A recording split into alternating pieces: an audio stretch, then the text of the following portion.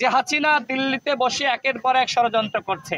হাসিনা বারবার তার আওয়ামী লীগের পান্ডাদেরকে মাঠে নামানোর চক্রান্ত করছে।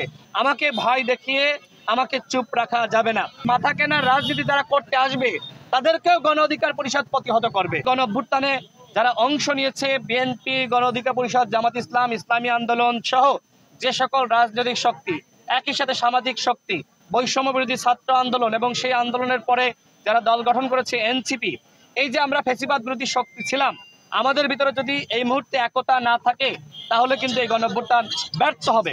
আমরা লক্ষ্য করছি যে হাসিনা দিল্লিতে বসে একের পর এক ষড়যন্ত্র করছে। হাসিনা বারবার তার আওয়ামী লীগের পান্ডাদেরকে মাঠে নামানোর চক্রান্ত করছে। হাসিনার সেই নিয়োজিত ফ্যাসিস্ট যারা 14 সালের ইলেকশন করেছে, ওই সকল ডিসিএসপিরা যারা 18 সালের ইলেকশন করেছে, যারা 24 সালের ইলেকশন করেছে, ওই ফ্যাসিস্ট সরকারি কর্মকর্তারা নানানভাবে এই সরকারকে কার্যক্রমে বাধা দেওয়ার চক্রান্ত করছে।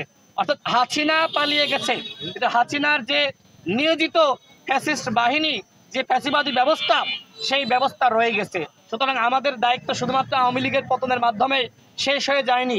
যে ফ্যাসিবাদী কাঠামো হাসিনা তৈরি করেছিল, যতক্ষণ না পর্যন্ত এই ফ্যাসিবাদী কাঠামোকে আমরা ধ্বংস করতে পারছি ততক্ষণ পর্যন্ত আমাদের এই লড়াই চালিয়ে যেতে হবে। এই লড়াই করতে গিয়ে অনেকে অনেক ধরনের হুমকি দিবে, অনেকে অনেক ধরনের কথা বলবে, অনেকে নানান ধরনের মন্তব্য করবে। আমরা কারোর কথায় ভয় পাই না। যেখান থেকে হুমকি আসবে সেখানে রাশেদ খান আগে গিয়ে গণমানুষকে সাথে নিয়ে প্রতিরোধ করে তুলবে। আমাকে ভয় দেখিয়ে আমাকে চুপ রাখা যাবে না। এই ঝিনাইদহতে আমি এসেছি আমি ফিরে যাওয়ার জন্য নয়, এই ঝিনাইদহের মানুষের কল্যাণে কাজ করব। কারোর যদি সাধ্য থাকে আসুক আমার সামনে, এসে আমাকে থামিয়ে দিক। আমাদের স্পষ্ট কথা, ঝিনাইদহতে এসেছি অবশ্যই এই ঝিনাইদহের মানুষের উন্নয়নে আমরা কাজ করব। কেউ যদি মনে করে যে মানুষকে বিভ্রান্ত করবে, 2 কেজি মাংস আর 10 কেজি চাল আর ভোটের আগে 1000 টাকা দিয়ে ভোট কিনবে, সেই রাজনীতি বাংলাদেশে আর নাই ভাই। মানুষ এখন সচেতন, এবং ওই কেনা বেচার রাজনীতি, মাথা কেনার রাজনীতি যারা করতে আসবে তাদেরকেও গণ অধিকার পরিষদ প্রতিহত করবে।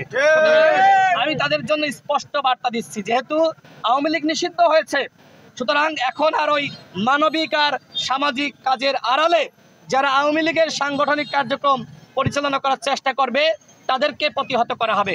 আমি ঝিনাইদহ জেলার ডিসি এবং এসপিকে বলবো, তারা যথেষ্ট আন্তরিক, তারা আমার সমস্ত কাজে, শুধু আমি না, যারা রাজনৈতিক শক্তি রয়েছে সবাইকে সহযোগিতা করছে, তারা কারোর সাথে বৈষম্য করছে না। এটি অত্যন্ত ভালো যে ঝিনাইদহ জেলার ডিসিএসপিরা এই কাজটুকু করছে। আমি প্রশাসনকে বলবো, কোনো দলের প্রতি, কোনো ব্যক্তির প্রতি মায়া দেখাবেন না, এমনকি আমার প্রতিও না।